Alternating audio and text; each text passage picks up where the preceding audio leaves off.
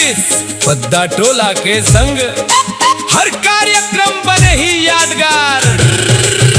Booking पर संपर्क करवा आदित्य साउंड सर्विस पद्दा टोला।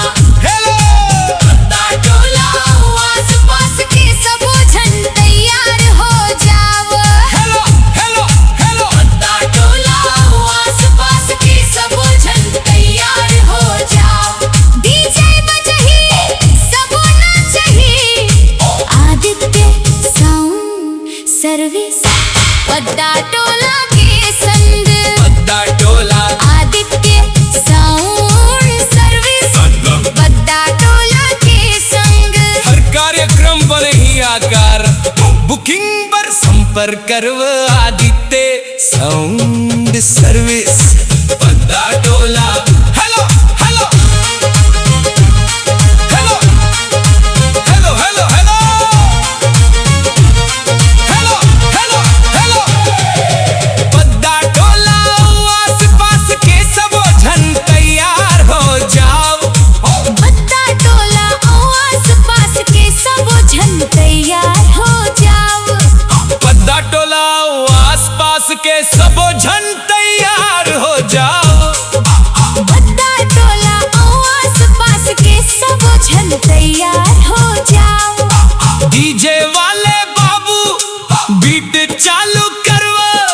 धम धम धक धक धूम धूम आज के रात मचे ही धमाल। नाच ही जवान नाच महतारी नाच ही संगी संगी पूरा गाँव। 1 2 3 सबो झूमव सबो नाचव।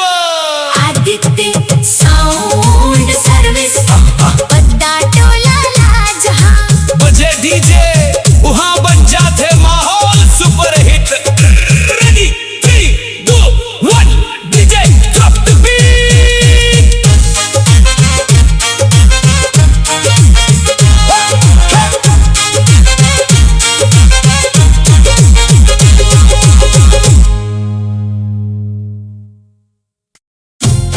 हेलो हेलो पद्दा टोला आस पास के सबो जन तैयार हो जाव। डीजे बजही सबो नाचही आदित्य साउंड सर्विस पद्दा टोला के संग। हर कार्यक्रम बनही यादगार। अब बुकिंग पर संपर्क करव Aditya sound service Padda Tola. Hello hello hello Padda Tola आस पास के सब जन तैयार हो जाओ। हे। पद्दा टोला आस पास के सब जन तैयार हो जाओ। 90s के धमाकेदार बीट ले दिल्ला झूमाए पावला नचाए। आगे है आदित्य साउंड सर्विस